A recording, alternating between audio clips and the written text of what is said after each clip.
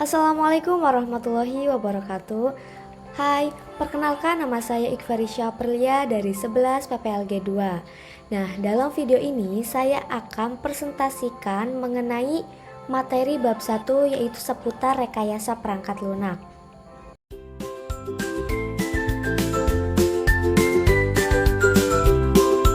Dalam video ini nanti akan terdapat pengertian perangkat lunak, pengertian rekayasa perangkat lunak, tujuan rekayasa perangkat lunak, ruang lingkup RPL, disiplin ilmu komputer, disiplin ilmu lainnya, perkembangan rekayasa perangkat lunak, profesi dan sertifikasi, masalah dan gejala, tipe-tipe masalah, pemecahan masalah, dan kesimpulan. Nah, yang pertama itu pengertian perangkat lunak. Nah, perangkat lunak adalah seluruh perintah yang digunakan untuk memproses informasi. Perangkat lunak dapat berupa program dan prosedur. Program adalah kumpulan perintah yang dimengerti oleh bahasa komputer, sedangkan prosedur adalah perintah yang dibutuhkan oleh pengguna untuk memproses informasi. Kemudian pengertian dari rekayasa perangkat lunak. Nah, menurut O'Brien 1999, RPL adalah suatu disiplin ilmu yang membahas semua aspek produksi perangkat lunak, mulai dari tahap awal yaitu analisa kebutuhan pengguna, menentukan spesifikasi dari pengguna, pengkodean, desain, pengujian, sampai pemeliharaan sistem setelah digunakan. Nah, adapun tujuan dari rekayasa perangkat lunak seperti yang sudah ditampilkan di layar, yaitu gambar tujuan rekayasa perangkat lunak. Nah, yang pertama itu memperoleh biaya produksi perangkat lunak yang rendah. Yang kedua, menghasilkan perangkat lunak yang kinerjanya tinggi, andal, dan tepat waktu. Yang ketiga, menghasilkan perangkat lunak yang dapat bekerja pada berbagai jenis platform. Dan yang terakhir atau yang keempat adalah menghasilkan perangkat lunak yang biaya perawatannya rendah. Selanjutnya itu ada ruang lingkup rekayasa perangkat lunak. Nah, yang pertama itu software requirement, yaitu berhubungan dengan spesifikasi kebutuhan dan persyaratan perangkat lunak. Nah, yang kedua itu software design, yaitu mencakup proses penentuan arsitektur, komponen, antarmuka, dan karakteristik lain dari perangkat lunak. Kemudian yang ketiga adalah software construction, yaitu berhubungan dengan detail pengembangan perangkat lunak termasuk algoritma, pengkodean, pengujian, dan pencarian kesalahan. Kemudian yang keempat itu software testing, meliputi pengujian pada keseluruhan perilaku perangkat lunak. Dan yang kelima itu ada software maintenance, mencakup upaya-upaya perawatan ketika perangkat lunak telah dioperasikan. Nah, yang keenam itu software configuration management, berhubungan dengan usaha perubahan konfigurasi perangkat lunak untuk memenuhi kebutuhan tertentu. Yang ketujuh, software engineering management, berkaitan dengan pengelolaan dan pengukuran RPL, termasuk perencanaan proyek perangkat lunak. Yang kedelapan, software engineering tools and methods, mencakup kajian teoritas tentang alat bantu dan metode RPL. Yang kesembilan, software engineering process, berhubungan dengan definisi, implementasi, pengukuran, pengelolaan, perubahan, dan perbaikan proses RPL. Dan yang terakhir adalah software quality, menitik beratkan pada kualitas dan daur hidup perangkat lunak. Nah, selanjutnya yaitu disiplin ilmu komputer. Disiplin ilmu komputer lahir pada awal-awal tahun 1940-an yang merupakan integrasi dari teori algoritma, logika matematika, dan ditemukannya cara penyimpanan program secara elektronik pada komputer. Sejak itu, ilmu komputer mengalami perkembangan yang terus-menerus sehingga cakupannya menjadi semakin luas. Nah, selanjutnya yaitu disiplin ilmu lain. Cakupan ruang lingkup yang cukup luas membuat RPL sangat terkait dengan disiplin bidang ilmu lain, tidak saja dengan subbidang dalam disiplin ilmu komputer, namun dengan beberapa disiplin ilmu lain di luar ilmu komputer. Yang pertama itu manajemen. Bidang ilmu manajemen meliputi akuntansi, finansial, pemasaran, manajemen operasi, ekonomi, analisis kuantitatif, manajemen sumber daya manusia, kebijakan, dan strategi bisnis. Yang kedua itu yaitu matematika. Bidang ilmu matematika meliputi aljabar linear, kalkulus, peluang, statistik, analisis numerik, dan matematika diskrit. Selanjutnya yaitu manajemen proyek. Bidang ilmu manajemen proyek meliputi semua hal yang berkaitan dengan proyek seperti ruang lingkup proyek, anggaran, tenaga kerja, kualitas, manajemen risiko, dan penjadwalan proyek. Kemudian manajemen kualitas. Bidang ilmu manajemen kualitas meliputi pengembangan sistem kualitas, manajemen risiko dan keandalan, perbaikan kualitas, dan metode-metode kuantitatif. Kemudian ada bidang ilmu ergonomika yang menyangkut hubungan atau interaksi antara manusia dengan komponen-komponen lain dalam sistem komputer. Dan yang terakhir yaitu bidang ilmu rekayasa sistem, meliputi teori sistem, analisis, biaya keuntungan, pemodelan, simulasi, proses, dan operasi bisnis. Ya, selanjutnya yaitu perkembangan rekayasa perangkat lunak. Pada 1940-an, komputer pertama yang memperbolehkan pengguna menulis kode program langsung. Dilanjutkan yaitu 1950-an, generasi awal interpreter dan bahasa makro, generasi pertama compiler.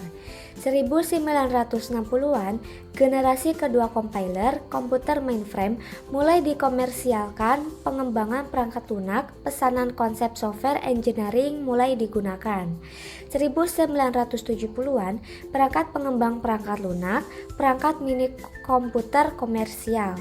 1980-an, perangkat komputer personal atau PC komersial, peningkatan permintaan perangkat lunak. Nah, dilanjutkan lagi yaitu 1990-an, pemrograman berorientasi objek atau OOP, Agile Process dan Extreme, programming peningkatan drastis kapasitas memori, peningkatan penggunaan internet. Dan pada 2000-an, platform interpreter modern seperti Java, Net, PHP outsourcing. Nah, kemudian ada profesi dan sertifikasi. Profesi sebagai seorang software engineer mungkin masih terasa asing di telinga orang Indonesia. Sebagian besar orang Indonesia mungkin lebih familiar dengan sebutan ahli teknologi informasi, analisis sistem informasi, programmer, operator, atau sebutan profesi lainnya. Hal ini karena adanya kerancuan tentang istilah RPL seperti telah disebutkan pada awal tadi. Namun di negara-negara yang maju dalam bidang teknologi informasi, sebutan software engineer telah mulai banyak digunakan. Sertifikasi kompetisi dalam bidang RPL saat ini masih menjadi perdebatan di kalangan ahli dan penyedia perangkat lunak. Sebagian besar sertifikasi dalam industri perangkat lunak biasanya sangat spesifik untuk perangkat lunak tertentu. Saat ini sertifikasi untuk RPL di Indonesia juga belum tersedia. Namun telah disusun standar kompetensi kerja nasional Indonesia untuk bidang programmer komputer. Meskipun belum memenuhi cakupan bidang RPL secara keseluruhan, namun paling tidak dapat digunakan sebagai pendekatan sertifikasi bidang RPL. Nah, materi selanjutnya yaitu masalah dan gejala.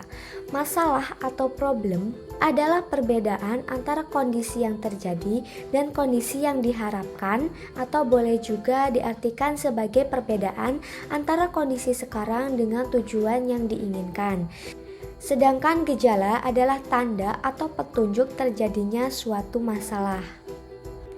Ya, materi selanjutnya adalah tipe-tipe masalah. Nah, tipe-tipe masalah terbagi menjadi 4. Yang pertama yaitu masalah pemenuhan standar. Tipe masalah dalam kelompok ini adalah masalah-masalah yang berhubungan dengan pencapaian standar yang telah ditentukan dalam sebuah organisasi. Biasanya tujuan seperti ini berlaku dalam jangka waktu relatif panjang. Masalah yang kedua yaitu masalah pemilihan alternatif. Masalah dalam kelompok ini berhubungan dengan bagaimana memilih solusi terbaik dari berbagai alternatif berdasarkan kriteria-kriteria tertentu. Permasalahan ini seringkali kita jumpai dalam kehidupan sehari-hari, seperti bagaimana memilih sekolah yang tepat, memilih lokasi tempat tinggal, memilih bidang pekerjaan. Masing-masing alternatif dan kriteria memiliki bobot yang telah disepakati. Kemudian yang ketiga adalah masalah pemenuhan kepuasan konsumen. Pada organisasi-organisasi yang bersifat profit atau mencari keuntungan, masalah-masalah pada kelompok ini merupakan tipe yang sering kali muncul. Konsumen memiliki berbagai macam keinginan yang satu sama lain berbeda. Memenuhi seluruh keinginan konsumen sangat tidak mungkin dan sangat memberatkan sebuah organisasi. Oleh karena itu, perlu dicari pemecahan yang sama-sama menguntungkan, baik bagi konsumen maupun bagi organisasi tersebut. Dan yang terakhir adalah masalah pencapaian tujuan. Tipe ini mirip dengan tipe pertama, yaitu masalah pemenuhan standar. Yang berbeda adalah pada tipe ini bertujuan yang ingin dicapai dapat berubah-ubah dan bersifat jangkanya pendek. Nah, yang terakhir yaitu pemecahan masalah. Pemecahan masalah adalah sebuah proses di mana suatu situasi diamati, kemudian bila ditemukan ada masalah, dibuat penyelesaiannya dengan cara menentukan masalah, mengurangi atau menghilangkan masalah, atau mencegah masalah tersebut terjadi. Secara umum, proses pemecahan masalah dapat dilakukan dengan 4 tahapan, yaitu yang pertama, memahami dan mendefinisikan masalah. Bagian ini merupakan bagian yang sangat penting karena menjadi awal dari seluruh proses pemecahan masalah. Tujuan pada bagian ini adalah memahami masalah dengan baik dan menghilangkan bagian-bagian yang dirasa kurang penting. Yang kedua, membuat rencana untuk pemecahan masalah. Pada bagian ini ada 2 kegiatan penting, yaitu yang pertama, mencari berbagai cara penyelesaian yang mungkin diterapkan. Yang kedua, membuat rencana pemecahan masalah. Tahapan yang ketiga adalah merancang dan menerapkan rencana untuk memperoleh cara penyelesaian. Pada bagian ini, rencana kasar penyelesaian masalah diperbaiki dan diperjelas dengan pembagian dan urutan rinci yang harus ditempuh dalam penyelesaian masalah. Dan tahapan yang keempat, memeriksa dan menyampaikan hasil dari pemecahan masalah. Pada bagian ini, bertujuan untuk memeriksa apakah akurasi, ketepatan, hasil dari cara yang dipilih telah memenuhi tujuan yang diinginkan. Selain itu juga, untuk melihat bagaimana daya guna dari cara yang dipilih. Nah, dapat disimpulkan bahwa rekayasa perangkat lunak adalah disiplin yang mencakup produksi perangkat lunak dari analisis hingga pemeliharaan dengan tujuan menciptakan perangkat lunak berkinerja tinggi, murah, dan mudah dirawat. RPL juga berhubungan erat dengan ilmu komputer dan disiplin lain seperti manajemen dan matematika. Sejak 1968, RPL terus berkembang mengadopsi metode-metode seperti Agile dan berfokus pada pemecahan masalah melalui perangkat lunak. Demikian materi yang dapat saya sampaikan. Mohon maaf jika ada kesalahannya, semoga bermanfaat. Wabillahi taufik wal hidayah. Wassalamualaikum warahmatullahi wabarakatuh.